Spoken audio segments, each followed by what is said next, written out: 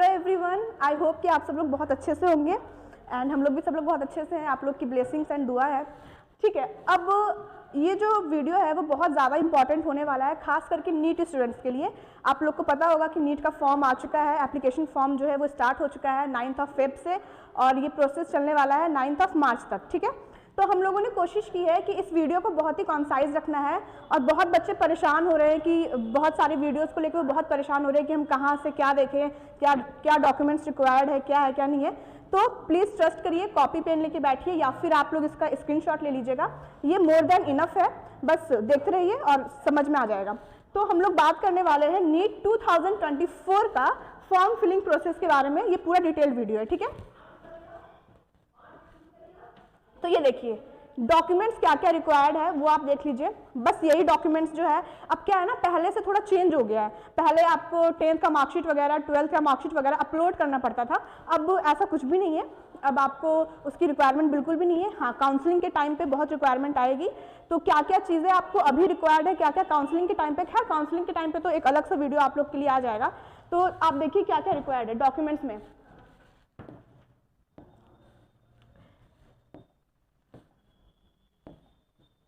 Passport size photograph, okay. और ये size please आप लोग देख लीजिएगा। साइज, जो साइज के बारे में बोला जा रहा है ना, साइज आप अगर आप कैफे में फॉर्म फिल करवाते हैं, सबसे पहली बात, अगर आप कैफे में फॉर्म फिल करवा रहे हैं तो जब तक भैया फॉर्म फिल कर रहे हैं आपको वहीं पे बैठे रहना है। ठीक है, और बैठ के देखना है कि उन्होंने सही फॉर्म फिल किया है कि गलत किया है।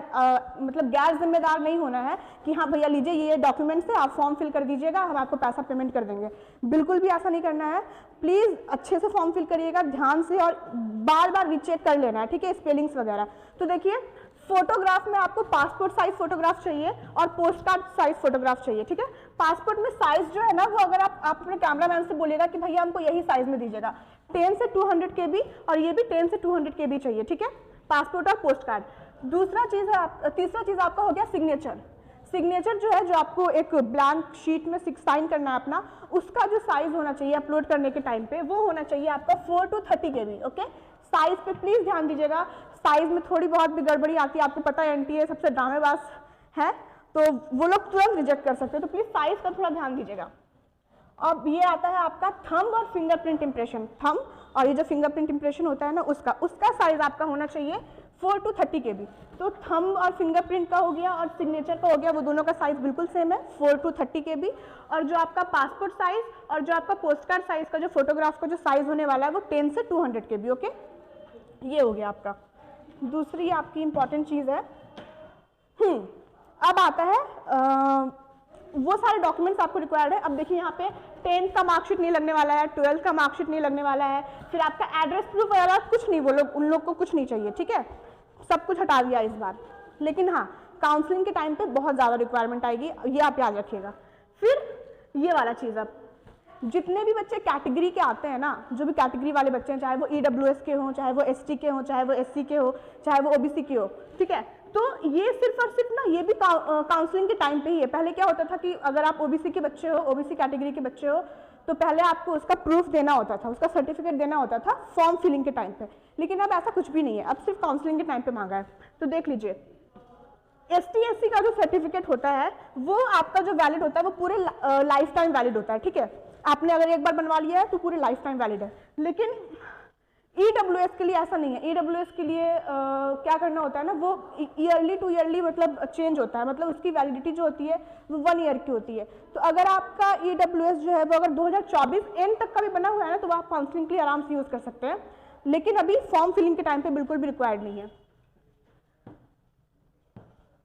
अब आता है दूसरा चीज, ड्रॉप ईयर सर्टिफिकेट और गैप ईयर सर्टिफिकेट, दोनों एक ही चीज है। ठीक है, ये भी मतलब कि जरूरी पड़ता है, लेकिन ये भी सिर्फ और सिर्फ काउंसलिंग के टाइम पे ही होता है। ठीक है, अब आपके दिमाग में सवाल आएगा कि मैम ड्रॉप ईयर सर्टिफिकेट क्या होता है या फिर गैप ईयर सर्टिफिकेट क्या होता है।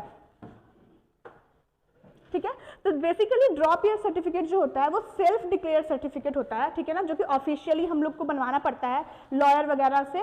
चाहे आप इसके लिए तहसील जा सकते हैं या फिर आप डिस्ट्रिक्ट कोर्ट जा सकते हैं, वहाँ पे आप लॉयर से कांटेक्ट करेंगे ना तो वो बन जाएगा। लेकिन फिर भी अभी आपको डाउट अभी क्लियर नहीं हुआ होगा कि आखिरकार ड्रॉप ईयर सर्टिफिकेट होता क्या है। तो ये होता है आफ्टर 12th, मान लीजिए कि आपने 12th कर लिया है, अब आपने 12th के बाद कोई कॉलेज वगैरह जो है, कोई सा भी कॉलेज कुछ भी मतलब ज्वाइन वगैरह नहीं किया है, तो अब क्या हुआ है ना, जैसे आपने कॉलेज ज्वाइन नहीं किया है और फिर आपने मान लीजिए 2 साल बाद 3 साल बाद जितने साल बाद भी आप ड्रॉपर स्टूडेंट है, आप नीट के लिए अपेयर कर रहे हो, तो आपका जो ब्रेक आ गया, ठीक है, तो आपको ये दिखाना है कि आपने उन 3 सालों में जो आपका एजुकेशन से ब्रेक हुआ है उसमें आपने क्या किया है, जहाँ तो वो एक सर्टिफिकेट होता है और आपको आराम से ये तहसील ऑफिस जाओगे ना, आराम से वो बना भी देंगे, कोई दिक्कत नहीं, उन लोग का काम ही यही होता है, तो उन लोग को पता होता है। तो उसमें आप लोग उसमें ये दर्शाया जाएगा कि हाँ मेरा ये जो टाइम था उसमें मैंने क्या किया है, अगर आप कहीं और से ग्रेजुएशन कर रहे थे तो आखिर आपने कहाँ से क्या किया है, क्या नहीं किया है, वो होता है। तो बेसिकली ये जो होता है वो ड्रॉपर स्टूडेंट के लिए होता है। दूसरा, फिर एक एग्जाम नहीं मतलब एप्लीकेशन फॉर्म फिलिंग के टाइम पे एक ये आता है क्वालिफिकेशन एग्जाम कोड, ठीक है। तो इसको मैंने बहुत सिंप्लीफाई करने की कोशिश की है, एकदम सिंपल सा। क्या है, जो बच्चा 12th इस बार दे रहा है, ठीक है ना, मतलब जो अभी फ्रेशर है नीट के पॉइंट ऑफ व्यू से वो फ्रेशर बच्चा है, जो अभी 12th दे रहा है या फिर अगर उसका कंपार्टमेंट लग गया है, कंपार्टमेंट दे रहा है, तो उसको सिंपली कोड यूज करना है, कोड 01। क्या यूज करना है, कोड 01, ठीक है। दूसरा क्या है कि जो मान लीजिए ग्रेजुएशन परस्यू कर रहा है, ठीक है, ग्रेजुएशन कर रहा है, मतलब उसमें कुछ भी हो सकता है, या तो बीएससी कर रहा हो या फिर बीएमएस कर रहा हो या फिर बीडीएस वगैरह कुछ भी कर रहा है, उसके साथ साथ अगर बच्चा अगर नीट का फॉर्म फिल कर रहा है या नीट एग्जाम दे रहा है, उसके लिए आपको कोड यूज करना है 06, ठीक है। तीसरा कोड आता है आपका कि अगर मान लीजिए कोई फॉरेन स्टूडेंट है, एनआरआई है, ठीक है ना, उसको यूज करना है कोड 07, ओके। अब बाकी जितने भी अदर्स वाले बच्चे हैं ना, जो भी, मैं उसके लिए सबसे सेफ साइड होगा कोड 02, ठीक है, सबसे सेफ साइड है। यहाँ देखिए कितना प्यारा से लिखा हुआ है, सबसे सेफ साइड है। तो जो भी जैसे ड्रॉपर वगैरह होगा, मैं उनको सजेस्ट करूंगी आराम से आप ये कर सकते हो, कोड 02 आप इसमें आप फिल कर सकते हैं, ठीक है, ठीक है। अब एक और चीज, एक और डाउट आता है, जो बच्चे 11th जब आप फॉर्म फिल करोगे ना तो 11th का मार्क्स उसमें मांगेगा, 11th का मार्क्स उसमें फिल करने के लिए मांगता है। तो जो बच्चे कोविड वाले थे, भाई कोविड में तो उन्होंने एग्जाम वगैरह दिया नहीं था, हाँ, तो 11th वाले बच्चे क्या करेंगे कि उनको फॉर्म फिल करने के टाइम पे 11th स्टूडेंट जो है वो उसमें आएगा कोविड बच्चे, कोविड स्टूडेंट्स, ठीक है। तो उसमें आपको ऑप्शन आएगा नॉट एप्लीकेबल। क्या आएगा ऑप्शन, नॉट एप्लीकेबल। आपको नॉट एप्लीकेबल पे सिलेक्ट करना है और बस आपसे वो मांगेगा नहीं, आपका मार्क्स वगैरह नहीं मांगेगा, ठीक है। बस ये वाला आपको डालना है, कोविड एप्लीकेबल आपको डालना है, ठीक है। और ठीक है, ये हो गया।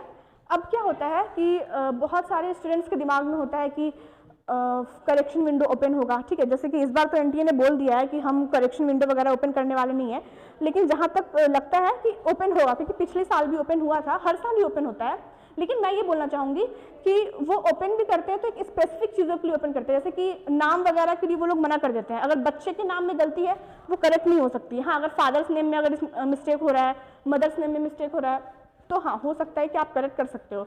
लेकिन मेरी सलाह यही रहेगी कि आप लोग जब फॉर्म फिल करिए तो प्लीज़ एक्टिव मोड में रह के फॉर्म फिल करिए, नौबत ही मत आने दीजिए, क्योंकि एक अलग पैनिक होता है। आप पैनिक भी कर सकते हो कि मेरा फॉर्म फिलअप जो है वो गलत हो गया, लेकिन लास्ट मोमेंट में आपको पढ़ना भी है। तो प्लीज़ सिंसियरली फॉर्म फिल करिए, मेरा सजेशन बस यही है। हालांकि पेज नंबर 165 पे उन्होंने बता दिया है कि करेक्शन विंडो जो है वो ओपन होगी और उसको लेके परेशान नहीं होना है। और फिर मैं फॉर्म के पॉइंट ऑफ व्यू से नीट के बच्चों को बोलना चाहती हूँ, ऑल दी वेरी बेस्ट। आराम से आप लोग पढ़ते रहिए, अभी भी बहुत टाइम है, बस रिवीजन करते रहिए, हो जाएगा। ये वीडियो यहीं पे एंड करते हैं हम लोग। ओके, ठीक है, थैंक यू, जय हिंद।